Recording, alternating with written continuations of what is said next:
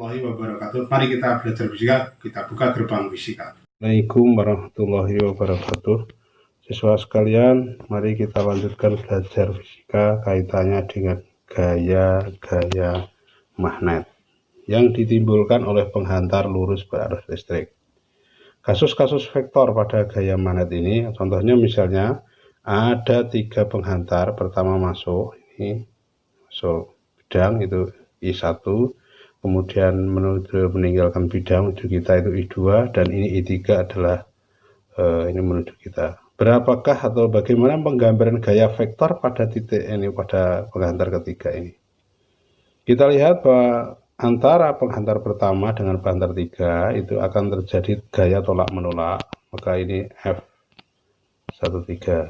Kemudian antara I2 dan I3 itu akan terjadi gaya tarik menarik sehingga arahnya, sehingga penggambaran vektornya adalah ini resultan vektornya sebagai F3. F3 ini nanti akan, karena ini bentuknya tegak lurus, maka adalah akar dari F32 kuadrat ditambah F13 kuadrat.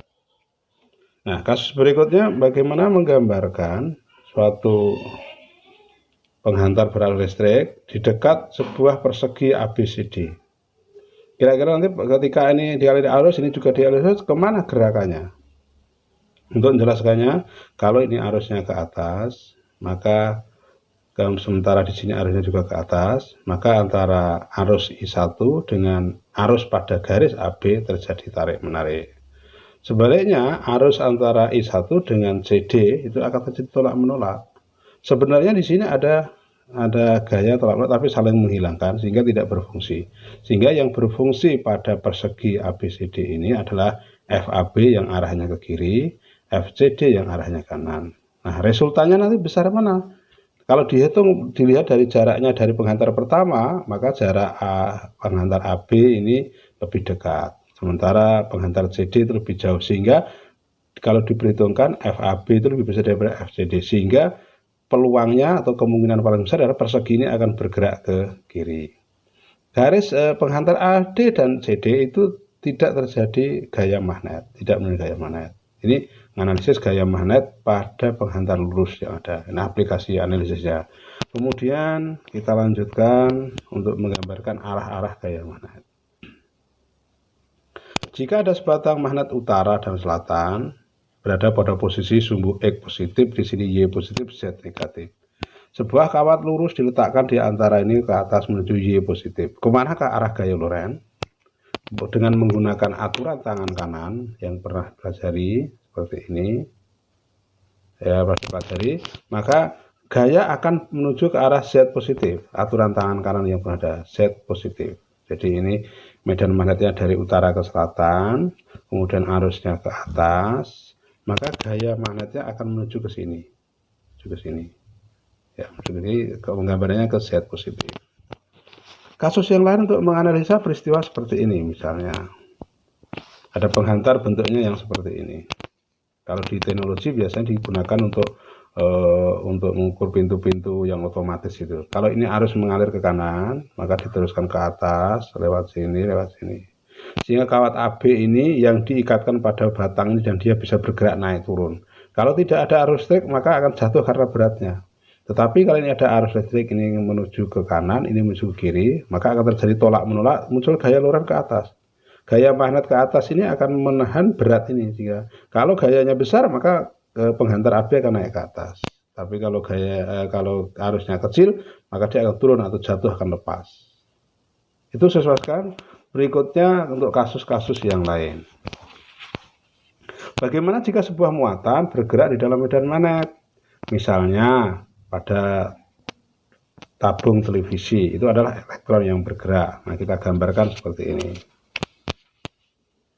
Misalnya sebuah elektron bergerak sepanjang sumbu Y positif, digerakkan di dalam medan magnet utara di atas, selatan di bawah, maka medan magnetnya ke bawah.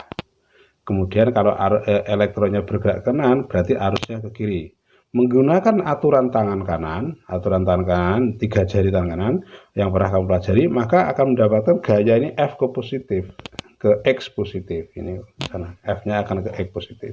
Gunakan aturan tangan itu. Jadi ini elektronnya ke kanan, berarti arusnya ke kiri. Arus ke kiri, sementara medan magnetnya itu ke bawah. Maka gaya magnetnya akan ke arah sumbu X positif X atas. Kasus yang lain, misalnya ini, saya misalkan, ini sebuah proton muatan positif yang bergerak menuju ke Y negatif. Di sini X positif, maka medannya dari utara ke selatan menuju X positif. Maka nanti akan muncul gaya Lorentz arahnya ke Z positif. Gunakan aturan tangan kanan lagi 3 jari, maka elektron itu akan meluncur membelok gitu. Karena ada gayanya magnet. Ini tabung televisi. Kalau bisa kamu coba tabung televisi itu depannya kamu kasih magnet. Nanti kan gambarnya jadi berubah, jadi rusak. Itu karena adanya gaya magnet. Berikutnya kasus yang lain. Ya, ini perlu analisis yang lebih tinggi lagi. Ini perpaduan. Ini jika ada kawat lurus berarus listrik ke atas. Di sebelah kanannya diletakkanlah sebuah muatan positif proton, ditembakkan sejajar ke atas. Nah, sejajar ke atas. Kemana arah gaya Lorentz-nya? Kenapa bisa muncul gaya Lorentz F ke kiri? Nah, kalau arusnya ke atas, maka arah medan magnet yang ditimbulkan arus I ini adalah masuk di sini. Jadi muatan ini kena medan magnet yang arahnya masuk ke bidang kertas. Sementara proton bergerak ke atas, berarti sama dengan arah arusnya ke atas.